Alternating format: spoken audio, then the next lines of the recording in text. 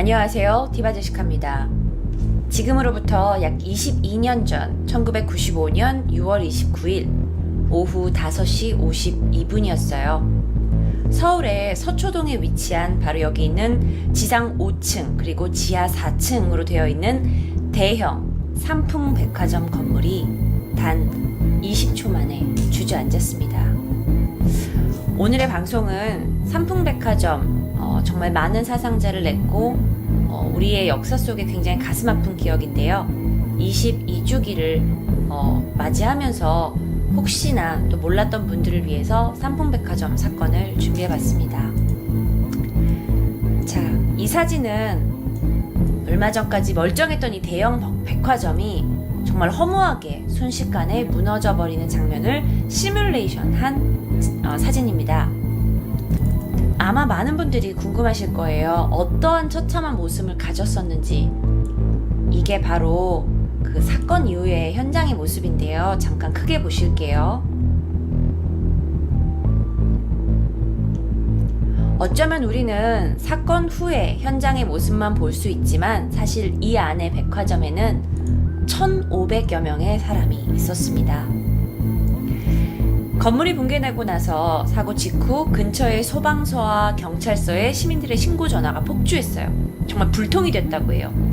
사실 신고를 받은 사람 입장으로서는 사건 현장을 제대로 보지 않고는 저기요 건물이 무너졌어요 막 이렇게만 얘기를 들으면 그냥 뭐 건물에 금이 갔나? 이 정도만 생각을 했었던 것 같아요. 그래서 이제 소방관들과 경찰분들이 현장에 도착하고 나서는 정말 할 말을 잃을 정도의 상황이었다고 합니다. 지상 5층짜리 건물이 와르르 무너져버린 상태였어요. 이건 거의 전쟁터에서 폭격을 당해가지고 건물이 완전 없어진 그런 모습이었고요. 정말 붕괴 후에 현장에 있던 많은 사람들이 공황 상태에 빠져 있었다고 합니다. 아까도 말씀드렸다시피 건물은 오후 5시 52분쯤에 무너졌고요. 그렇기 때문에 백화점에는 저녁 시간을 맞이해서 여전히 많은 고객들과 종업원들이 그대로 있는 상태였고요. 현장에서는요, 여기저기에서 건물에 깔린 사람들, 게다가 엄청나게 건물이 무너지면서 먼지가 나잖아요. 그 먼지하고 완전 재에 뒤섞여서 분간을 하기 힘든 정도인 처참한 모습이었고요. 피를 흘리고 있는 많은 부상자들이 굉장히 넘쳐났고 이 중에는 상당수의 사람들이 이제 사지의 일부를 잃은 중상자들이었다고 합니다. 사실 당시에 119 안전센터 진압대장님이 이 순간을 보고 이건 완전 전쟁터였다고 묘사할 정도였는데요. 이 구조대원들이 콘크리트 더미에 산채로 묻혀있는 생존자들을 이제 구해내려고 하는 게 가장 먼저의 작업이잖아요. 근데 이게 결코 쉬운 일이 아니었습니다. 게다가 어떤 일들이 이제 계속 구조작업 중에 일어나게 됐냐면 지하 3층에 환경미화원, 그러니까 나이가 연세가 있으신 환경미화원 24분이 갇혀있다라는 걸 알게 됐어요. 그래서 이분들을 구조하는 와중에 건물이 다시 어마어마한 괭을 내면서 2차 붕괴가 이뤄진 거예요. 그런데 여러분, 그냥 건물이 구조됐는데 건물이 무너졌으면 사람을 구조하면 되지 않냐라고 생각을 하실 수도 있지만 사실 여러분, 건물이라는 건요, 콘크리트가 그냥 지어진 안에 뭐가 들어있죠? 철근이 들어있어요. 그런데 건물이 무너지면서 콘크리트가 부서지면서 철근이 막 여기저기 뾰족뾰족하게 나온 거예요.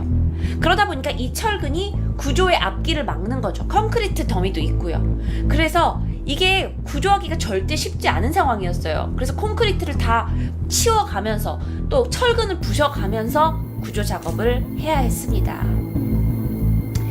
사실요, 이런 사고에는요, 사진을 조금 더 준비했어요. 사실 이런 대형 사고에는 초기 구조가 굉장히 중요합니다. 우리도 겪어서 알고 있죠. 그런데 당시에 1995년에 우리나라에서는 이러한 대형 붕괴 사태가 일어난 경험이 별로 없었던 거예요. 그러다 보니까 우리나라는 아직 이거에 대한 대처 경험이 부족했던 겁니다.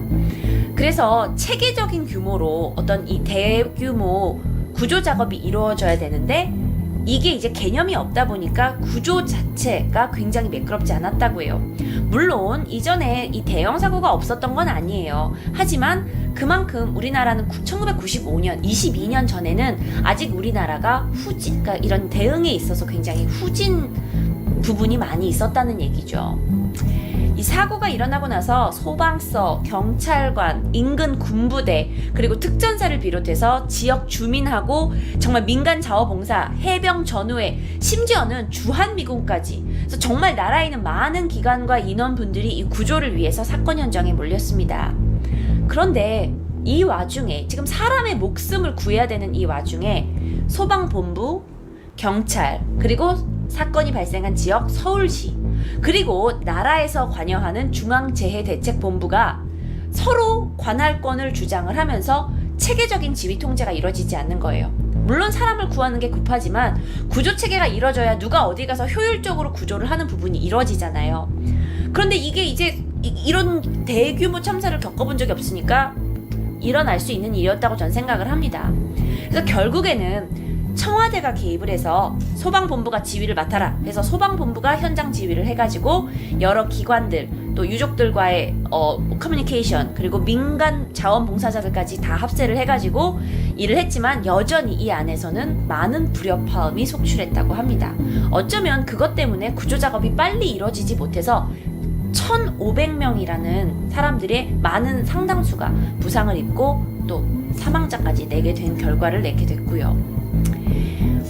건물 속에 이제 갇혀져 있잖아요. 근데 이 사람들을 구조해내는 데 있어서 몇 명이 어디에 투여가 돼야 될지, 어떤 방식으로 구조를 해야 될지 이게 제대로 모르니까 그냥 많은 분들이 저기 사람 지금 저 안에 있어요. 그러면 그냥 3-4명이 몰려가가지고 구조해내고, 저기도 있어요.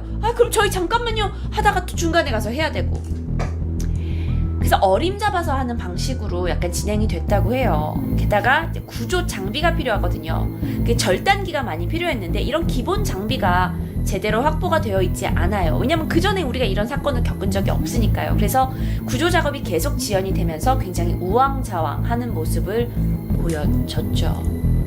게다가 이 사고 당일에 매몰 현장에서 화재까지 발생을 합니다. 그래서 소방차를 이용을 해가지고 이제 불을 꺼야 되잖아요. 근데 문제가 뭐냐면 백화점이 붕괴가 되면서 이 사고로 수도가 끊긴 거예요. 그러니까 이 주변에 물이 공급이 안 돼요. 그래서 주변 밖에 있는 옥외 소화전 있잖아요. 밖에 있는 소화전, 그게 작동을 하지 않는 거예요. 그래서 소방차가 물을 가지고 있는 소방차가 현장까지 진입을 하는데 시간이 또 지체되고, 그러다 보니 진화 작업이 또 지체되고요. 더 문제도 있었어요. 이 사고가 나고 나서 초기에는 이제 서울시에서 지금 현재 실종자가 200명이다 라고 집계를 했어요. 그런데 시간이 지나면서 결국 실종자가 400명으로 늘어나게 된 거예요. 그러니까 이건 행정상에 좀 어처구니 없는 실수죠. 사실 유가족들은 막 굉장히 두려워하면서 기다려하고 있는데 200명의 실종자에서 400명으로 늘어나게 됐으니까요. 삼풍백화점 사건은요, 대한민국 역사상 붕괴 단일 사고로 최다 인명피해를 냈어요. 그런데 실종자를 제대로 접수하지 못한 서울시가 당시에 상당한 비난을 받았었죠. 게다가요, 이제 여기에서 이 붕괴 사건으로 목숨을 잃은 분들의 이 시신 중에서 일부들이, 그러니까 팔다리가 잘려나간 시신들이 이 건축의 잔해물하고 막 뒤섞여 있다 보니까 유가족들의 마음은 타는데 그 이제 시신이 제대로 치워지지도 못하고 하니까 유가족들도 막 거센 항의가 있었고요. 인원도 제대로 파악 못해 막 이렇게 하다 보니까 이게 굉장히 사회적인 이슈가 됐어요. 게다가 이제 사람들을 더욱더 분노하게 했던 건 뭐냐면은 팔 2개, 다리 2개, 머리, 몸통을 찾으면 그걸 시체 한 구로 파악을 한 거예요. 그런데 여러분, 이런 사건은 우리는 겪어보지 못했지만 사실 이렇게 사건이 나고 시신이 이렇게 잘려나가고 보면 그게 바로 옆에 있지 않거든요. 그런데 어찌 보면 그냥 옆에 있는 이렇게 시신, 여기 이렇게 시신해서 이렇게 하니까 여기 사람 한 명이다 라고만 한 거예요. 근데 그건 사실 실종자 2명과 3명의 시신 일부분이 합쳐져 있는 걸 수도 있는데요. 이러다 보니까 제대로 인원을 파악을 하지 못한 거예요. 자, 그러다가 이제 이 문제가 나중에 겨우겨우 이제 이 실종자들 그리고 사망자들의 시신의 팔다리를 찾아봤는데 제대로 맞지 않아요. 이거 뭐야? 이거 사망자가 이렇게 됐는데 이 사람 시신이 이게 팔다리가 맞지 않는데? 라고 계속 상황이 벌어지니까 그제서야 건물 잔해를 이제 처치를 하다가 처음에는 건물 잔해를 막 꺼내서 사람을 꺼내야 된다고 생각을 했으니까 나중에 보니까 이 건물 잔해 안에다가 섞여가지고 이 시신의 일부가 버려졌던 거예요. 그래서 이거는 인터넷에서 어떤 분이 이제 후기라고 하고 이런 경험을 했다라고 이제 올리셨던 건데 이 건물 잔해가 난지도 쓰레기 매립장에 버려졌대요. 그래서 나중에 뒤늦게서야 쓰레기 매립장에 가가지고 야 그 잔해 빨리 찾아봐봐. 이 안에 그 유가족들이 찾는 그 시신의 일부가 있을 수 있다 해서 실제로 142구의 시신을 추가로 수습하는 황당한 일도 있었다고 합니다. 자, 그런데 이런 구조 과정의 이모저모에서 또 한 번 저희가 눈살을 찌푸리게 하고 분노를 일으키게 하는 많은 사건들이 있었어요. 초기에 구조가 우왕좌왕했던 거, 그래요. 우리가 경험이 없었으니까 그럴 수 있다고 생각을 할 수 있죠. 근데 그게 점점 실이 가면서 체계는 잡혀졌어요. 그런데 여러분 아마 이거 아실 거예요. 당시에 그 붕괴 현장에 CCTV가 있었거든요. 또는 그 주변에서 이제 각종 그 언론사에서 나오는 취재, 동영상들, 사진들을 관찰하다가 일부 몰지각한 분들이 이런 정신없는 분위기를 틈타. 그런데 백화점은 무너졌어. 근데 백화점 안에는 뭐가 있죠? 많은 사람들이 사고 싶어하는 물건들이 있잖아요. 그래서 이런 붕괴 현장에서 자신의 사욕을 채우는 행위들이 목격이 되면서 정말 또 사회적인 이슈가 되고 그건 아직까지도 잊지 못할 악마의 삼풍백화점 악마의 사진이라고 기억되는 사진이 있어요. 바로 이 사진입니다. 이분은 사건 현장에서 지금 많은 피해자들이, 많은 부상자들이 울부짖고 있는 상황, 한 사람이라도 더 많은 사람을 구해내야 되는 상황에서 이제 백화점 붕괴되면서 나오는 옷가지들을 챙겨가지고 게다가 표정까지 웃는 표정인 거예요. 정말 사람들을 경악하게 한 사진이죠. 근데 이분만이 아니었습니다. 그 A동이 무너졌어요. A동과 B동이 있었는데 근데 B동에 슈퍼마켓에 들어가가지고 계산대를 털기도 하고 또 A동의 백화점 물건뿐만이 아니라 이 잔해 더미 속에서 희생자들의 소지품들을 가져가면서 돈이 될 만한 것들을 찾아내는 그런 추태도 보였다고 합니다. 제가 실제로 신문 기사가 있어서 생존자 구조작업과 취재활동에 혼란한 틈을 타서 붕괴한 백화점 주변에서 골프채, 의류, 액세서리 등을 훔치던 철면피, 좀도둑들이 잡혔다는 이런 이야기가 실제로 있던 일이에요. 정말 말이 안 되죠. 말이 안 되죠. 전 너무 솔직히 이걸 제가 들으면서 그때 우리나라가 못 살던 시절이어서 그랬나? 라는 생각도 들고 아무리 그래도 우리가 인간인데 눈앞에서 많은 사람들이 그렇게 죽어가고 있는데 이게 우리나라가 그때 그냥 못 살아서 어쩌면 우리의 국민성이 아직 그 정도여서라고 좀 안타까운 생각이 들었습니다. 지금은 저희가 그러지 않겠죠. 삼풍백화점 붕괴 현장에 이제 뉴스 장면을 제가 캡처를 해서 왔는데요. 더욱더 안타까운 일들도 있었어요. 이제 구조본부가 계속 진행을 해 나가다가 일정 시기가 지나니까 자원봉사자들을 철수시킨 거예요. 그러면서 우리는 이제부터 전문 구조대원으로만 구조를 전개하겠다고 한 거예요. 그래서 사람들이 좀 의아했죠. 아니 왜 이렇게 큰 건물이 무너졌고 사실 많은 손길이 있어가지고 빨리 구조를 해내면 좋잖아 라고 생각을 했는데 이유가 있었어요. 일부 몰지각한 분들이 자원봉사를 핑계로 여기 현장에 오셔서 붕괴된 건물에서 또 상품들을 가져가시는 거예요. 자원봉사자라는 이름으로요. 더한 분들도 있었어요. 막 이제 실종된 나의 가족들을 막 안타까운 마음으로 어떻게 좀 발견되기를 바라면서 기다리는 유가족들에게 접근을 해서 내가 어떻게 여기 들어가가지고 사체를 발굴해주겠다. 그런데 나에게 그러면 그거에 대한 대가의 돈을 달라라고 금품을 요구하는 분들도 있었고 구속된 경우도 있고요. 삼풍백화점 붕괴 사건만으로도 사실 가슴이 아팠는데 이런 사건으로 정말 눈살을 찌푸리게 했죠. 물론 이것만 있었던 건 아닙니다. 이와 다르게 사회 각계층에서 이제 온정이 정해졌어요. 근처 군부대 장병들은 혈액이 모자란다는 소식을 듣고 헌혈을 했고요. 또 인근 부녀회에서는 구조 작업을 하시는 분들에게 음식과 빵과 라면 이거를 배식을 했고요. 또 당시에 삼풍백화점의 경쟁업체는 현대백화점으로 알려져 있는데요. 아무리 경쟁업체지만 현대백화점에서도 자신의 직원들을 파견해서 구조대원들에게 음식을 배급하는 그런 이제 봉사를 했다고 합니다. 그래서 그때 이제 했던 말은 사실 그러니까 현대백화점에서 했던 말은 제 마음을 좀 뭉클하게 했는데, 아무리 우리가 경쟁업체라도 같은 백화점 업계끼리 이런 일을 당했을 때는 서로 도와야 된다라는 입장을 내놨다고 해요. 그리고 또 당시 코미디언 조정현 씨 같은 경우도 운영하던 식당 직원들과 함께 사고 현장에서 봉사활동을 하셨고요. 물론 눈살을 찌푸리는 일도 있었지만 분명히 우리 안에는 이 사건을 해결하는 데 나의 조금이라도 도움이 되고자 손을 내밀어 주신 분들이 있었습니다. 국내에서뿐만 아니라 외국계 호텔에서도 무료로 음식을 제공하셨고, 저는 정말 또 감명 깊었던 게 이제 이게 너무나 큰 건물이 무너졌고 그에 비해서 구조 인원도 부족했고 구조 장비도 부족했고, 그래서 인명 구조를 하는데 용접 도구가 부족한 거예요. 그래서 뉴스가 나왔대요. 지금 구조 현장에 용접하는 거, 그러니까 잘라내고 콘크리트를 없애고 이렇게 철근을 잘라내는 이 도구들이 부족하다라는 방송을 듣고 정말 대한민국의 수많은 그 분들이 자신의 도구를 가지고 내가 이 구조 현장에서 조금 도움이 되겠다고 오셨다고 해요. 마음이 좀 뭉클해졌습니다.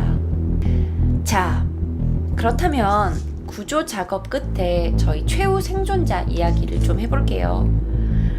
먼저 구조 작업이 계속 되고 있었지만 아무리 그래도 이제 사람들이 제대로 음식이 공급되지 않고 산소가 공급되지 않는 와중에서 사망자가 계속 속출을 했습니다. 사건이 발생하고 열흘이 지났어요. 이미 500여 명의 사상자가 나왔고 900여 명의 부상자가 나온 상태였습니다. 그런데 이제 건물 잔해가 어느 정도 정리가 돼가면서 마지막 실종자들을 찾는 작업들이 계속이 됐죠. 그러다 사건 11일째 여기 있는 20살 최명석 씨가 건물 더미에서 구조가 되었습니다. 그때 저 사실 이 당시에 저도 이 사건이 기억이 나거든요.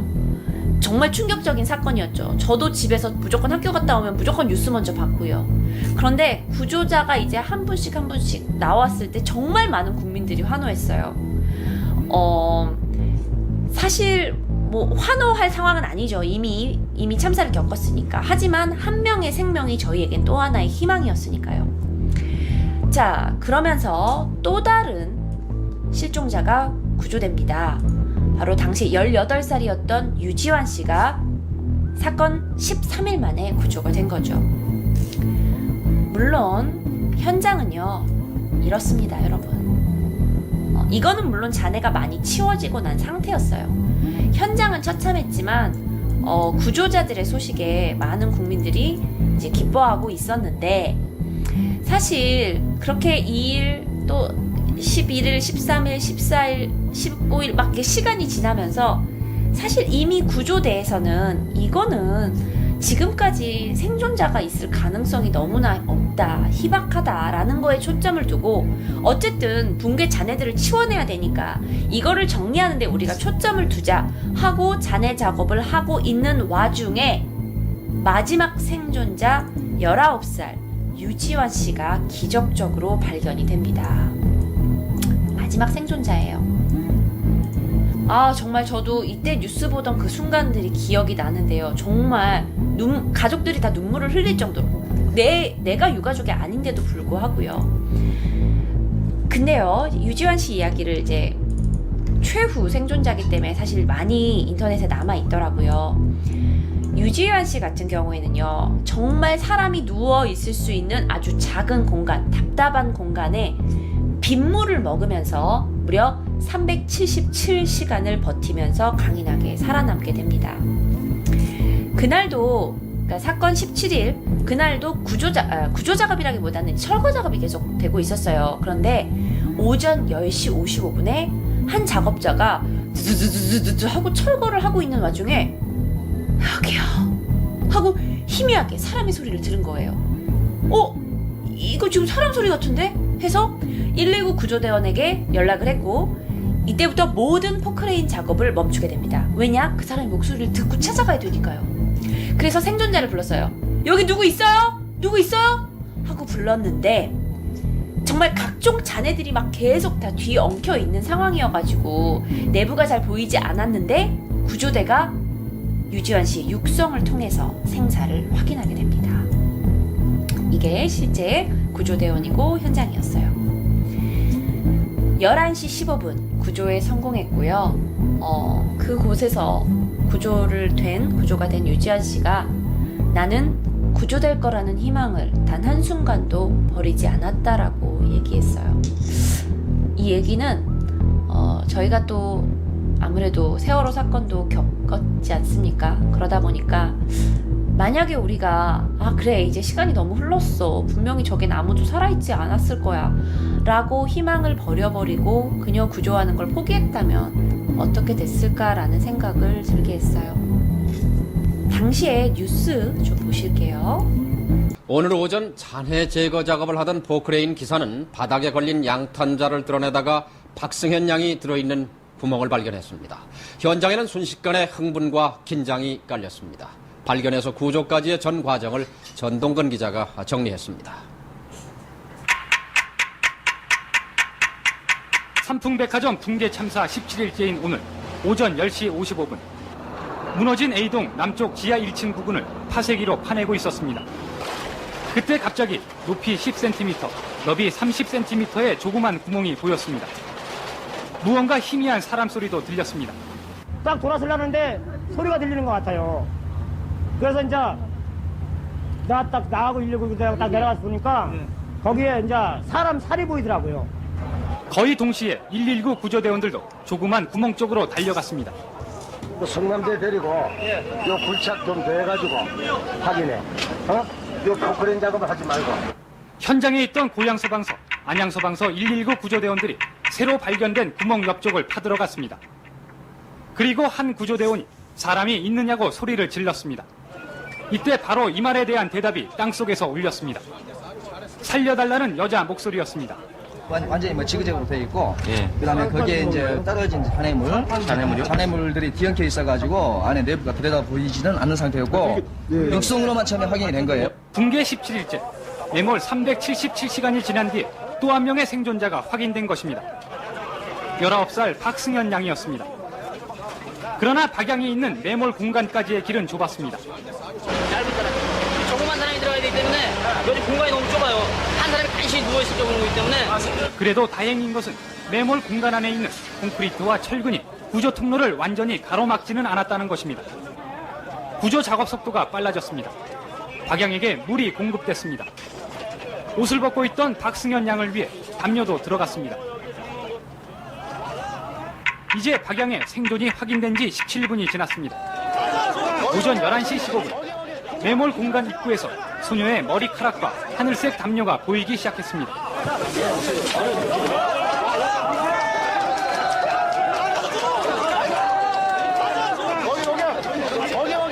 들것에 실린 박승현 양은 고개를 오른쪽으로 돌린 상태.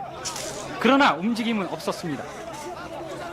지난 11일 매몰 285시간 만에 구조된 유지한 양보다 무려 4일이나 늦게 구조된 박승현 양. 119 구조대원들도 다급해졌습니다.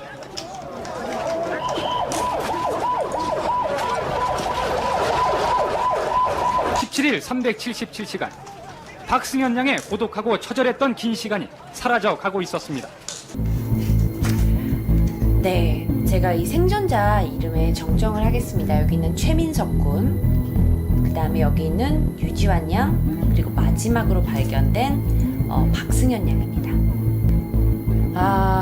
이게 희망이었어요. 당시에는요. 정말 저도 생생하게 기억이 나요. 저도 어렸을 때 그 뉴스를 보던 기억을 잊을 수가 없습니다. 자, 그렇다면 이제 저희가 마지막 생존자를 찾았습니다.